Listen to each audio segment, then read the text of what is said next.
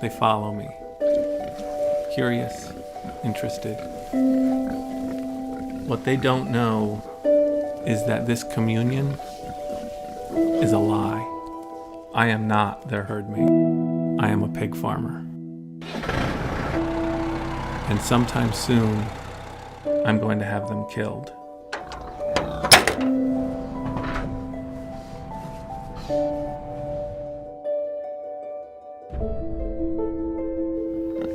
I really love being around these incredible animals. I feel an obligation to give them the best life that I can.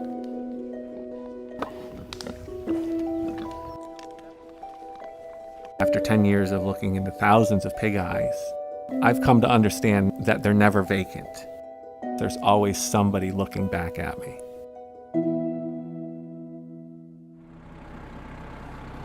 I've taken 2,000 pigs to the slaughterhouse, and I've become haunted by the ghosts of those pigs.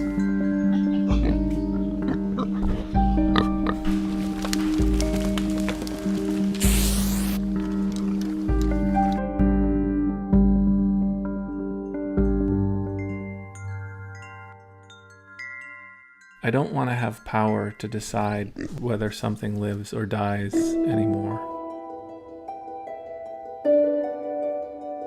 He is one of the last pigs that I will ever have slaughtered.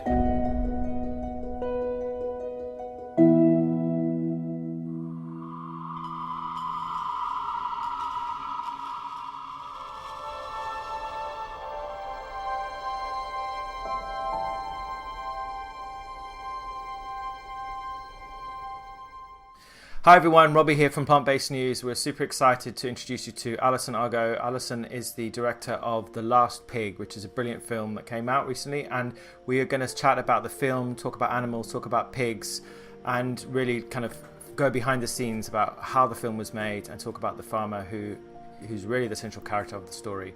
So Allison, welcome. Thank you. Thanks for having me, and hello everybody out there at Plant-Based News. Thanks for being here and for caring.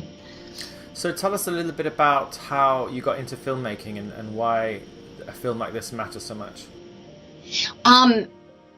It was really a passion for gorillas. I started, this was, again, decades ago, over, 30 years ago.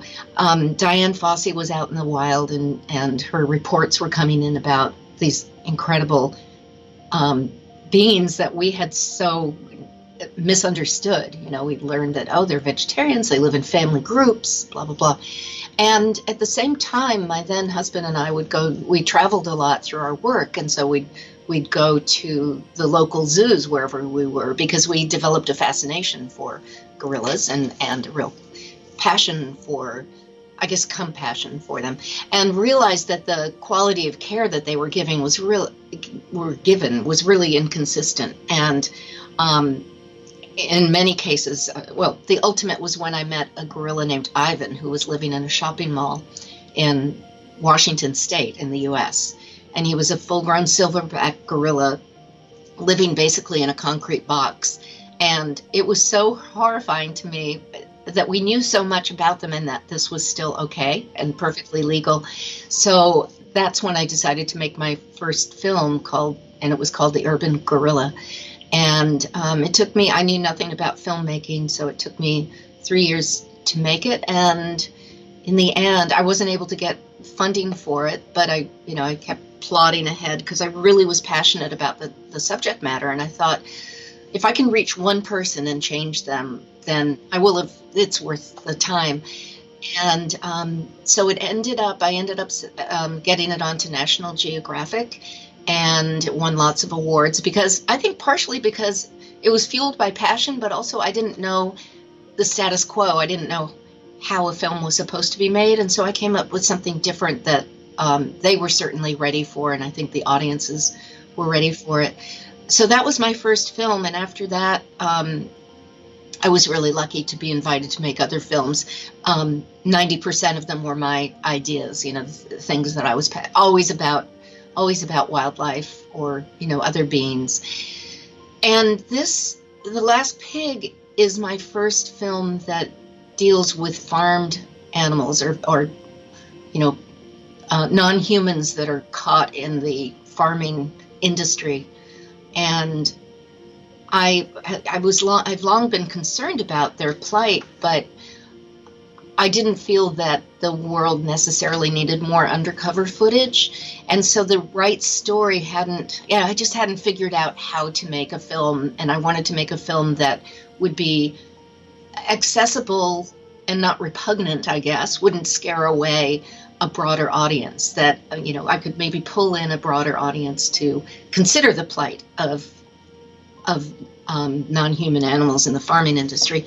And so a friend of mine sent me a link. She's not a filmmaker, but she sent me a link to some pieces that Bob Comis had written, and they'd been published on the Huffington Post.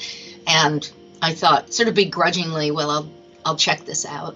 And within 2 sentences, I was in tears, because he was so open about his dilemma and his crisis of conscience. Here I am. I love pigs.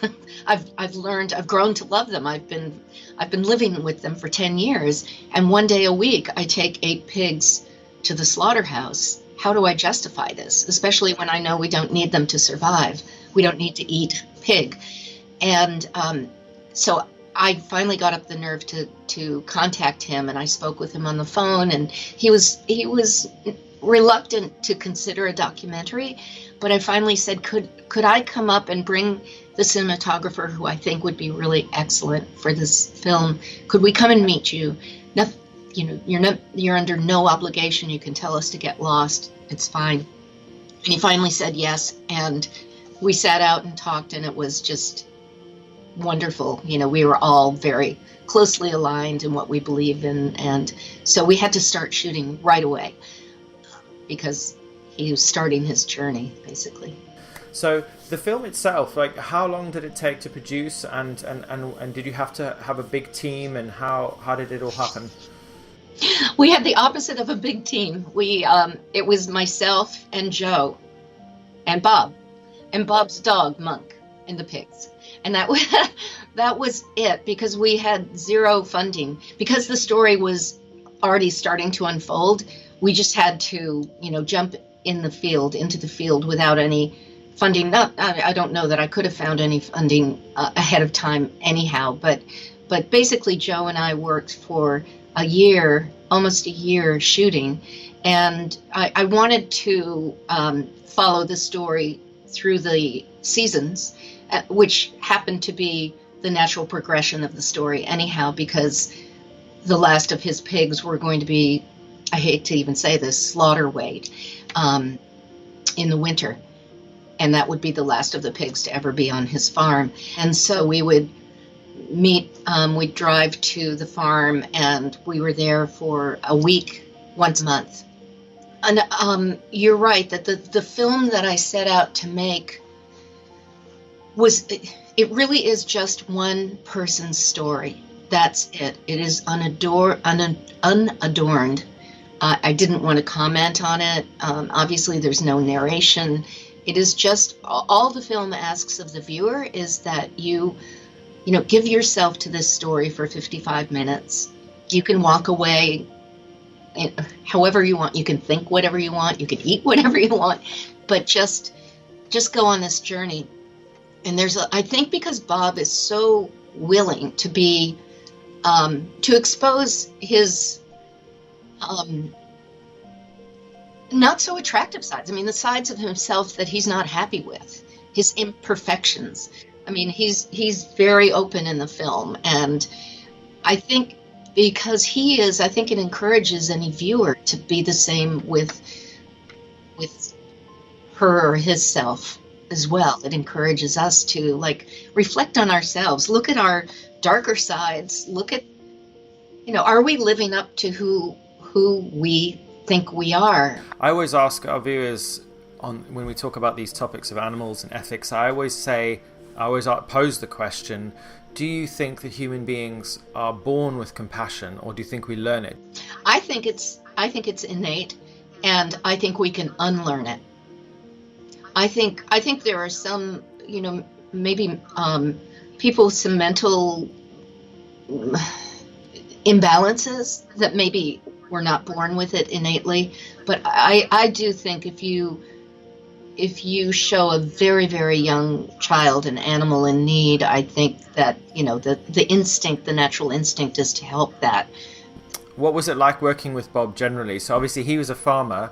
You're a long-time vegetarian. How is it being there and working through that process with him and sort of being a part of the process? Because obviously it was, even though obviously the story is about this man changing, but you must have witnessed that emergence of him as a person. He already had done a lot of the work, and he already was at a point where he was like, I just don't want to do this anymore. I don't know how to get out of it. And so during the course of our filming, he was making calls to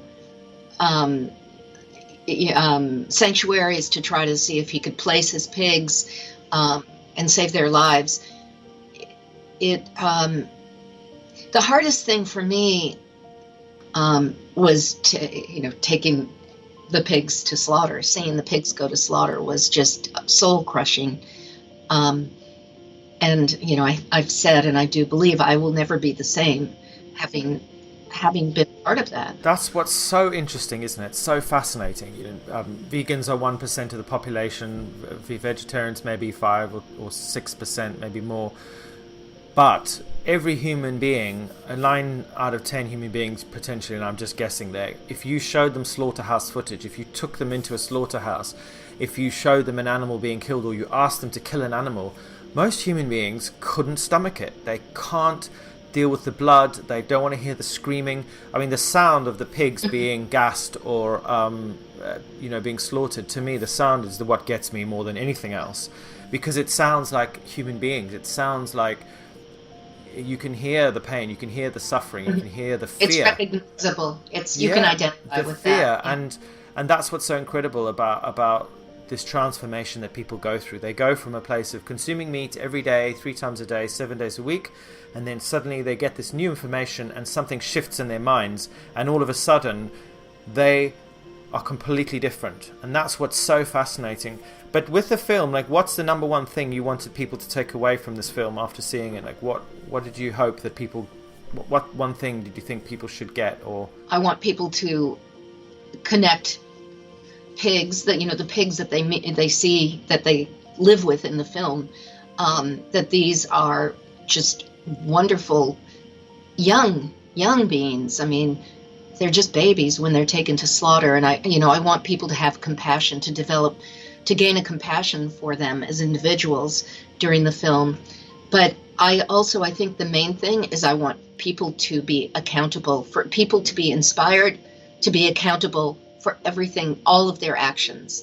And so when they go, pick up a package of hot dogs, I want people to say, oh, God, that was a pig. Because not everyone, even though slaughterhouse footage can be effective, a lot of people refuse to watch it. And a lot of people will not see suffering and do not want to expose themselves to that kind of suffering, because they know how they will react to it, or they have an idea, they have an innate intuition as to how their mind and how they as a person will react to it. And I think that's why The Last Pig is so good, because it invites people in to question without them having to witness trauma. When it comes to getting people to engage in our content, I mean, do you, as a filmmaker, have you got any advice? Because obviously we have lots of people who are on our channel who are activists and filmmakers and editors. Have you got any tips on how do you create that arc? How do you create that storyline that is engaging, that draws people in? Have you got any advice on that? What a great question. I think all filmmakers, or most filmmakers, have a different style and different approach. And I think what's wonderful is you throw all of us together, and we're all going to reach different people in different ways. And so there's a need for everyone and everybody's style, every style of storytelling. Mine have really individualized different beings within the story. Like I mentioned Ivan, the gorilla who lived in a shopping mall. I mean, he was an absolute individual. But The Last Pig, part of Bob's story is that he talked about how, when there were few pigs on the farm, he named them, he got to know them, they were personalized, they had personalities. And then when it became 250, which is nothing, by the way, compared to a factory farm, it was like he lived in a sea of pigs. It became a matter of pigness instead.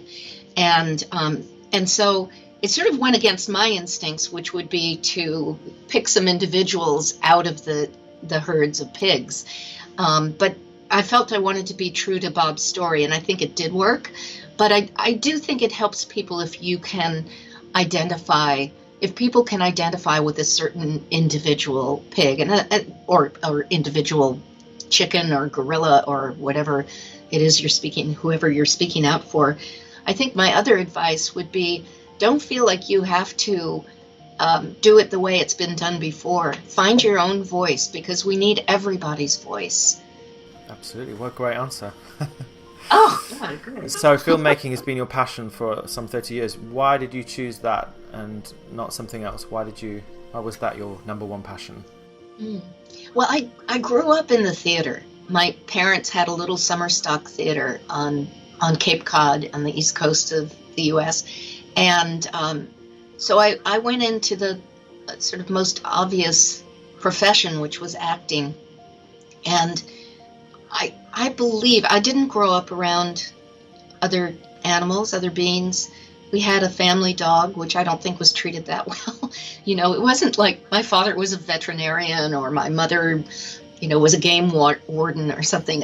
I didn't have any exposure. But what I did have exposure to was telling stories in a compassionate way, because we were performing Tennessee Williams and Ibsen and, William Inge, these wonderful storytellers were coming to life on the stage every night. And, as a child, I'd be up in the balcony just absorbing all of this great way of telling stories and compassionate characters or amazing protagonists, I became really concerned about the underdog. Yeah, I think it was a natural evolution for me. I went into acting professionally, and there was something that I was not fulfilling for me. I started on the stage, and then I did some plays on Broadway, and then I moved to LA and was doing more and more television movies, and but I ended up spending a lot of time in motorhomes and trailers waiting to be called onto the set. And it was a very sort of disjointed experience for me. And at the same time, I became really interested in and passionate about the welfare of gorillas. And so I think I found my underdog, and I became, I guess, an activist. And the obvious road for me to become an activist was through the medium of film and television, because that's kind of where I had evolved to. And I think it is one of our most effective. I mean, I think obviously writing, journalistic pieces are really important, but my God, you reach so many people through this medium of filmmaking, of television, of YouTube videos. And I will say that I became totally addicted because the gorilla that I referred to, Ivan, who was living in a shopping mall, as a result of the film, there was a huge public outcry. I mean, it basically fanned the flames that were already starting to smolder about this poor, gorilla living in isolation, hadn't seen the sun for 30 years. And the store went bankrupt, and Ivan was gotten out of there really as a result of the film. And so when I saw, that, wow, you can make a difference, you can have a tangible impact, there was no turning back for me. It was like, who else needs my help? And so I always have my ear to the ground for, what situation exists that needs somebody to shine a light on it. And obviously animals in the factory farming world. Just, we can't get to their aid fast enough. They are the ones that suffer the most. Absolutely. Billions of 50 plus billion land animals a year, isn't it, that humans kill and consume. What a great opportunity to speak to you, and I really, really appreciate it. I guess the final question is, where next? What's on the cards for the future of your work? Oh, I am I'm buried in a sea of pigs currently. I'm swimming in a sea of pigs because I made the film independently. I'm also distributing it independently, which is really exciting. It's a grassroots effort at this point. So obviously I'm going to get this pig to fly as high as it can and reach as many people as it can. So I'm going to be tied up with that for a while. But I do have some other ideas that are percolating, and a lot of times I do feel like my films find me. It's like somebody comes and just, whacks me on the side of the head and says, come on, this is what you need to do yet. And so there are a couple that are sort of pulling at my conscience. So how can people get in touch with you and find out more about the film? Go to thelastpig.com and check out our website, and there's there's a contact us page, and please send us a note if you want to organize a screening. We can make that happen. We have a wonderful group called Veg Fund, a nonprofit that's underwriting the screenings, and so the screening fees, we get a little fee from each time the film is screened, and that keeps our office running so that we can keep getting the film out there. So we would love for you. Also visit the Facebook page, which is The Last Pig, and like us, always helps. But we would be thrilled to help organize a screening. Also, we have a page that lists all the screenings that are upcoming, so you could maybe find one that's in your community.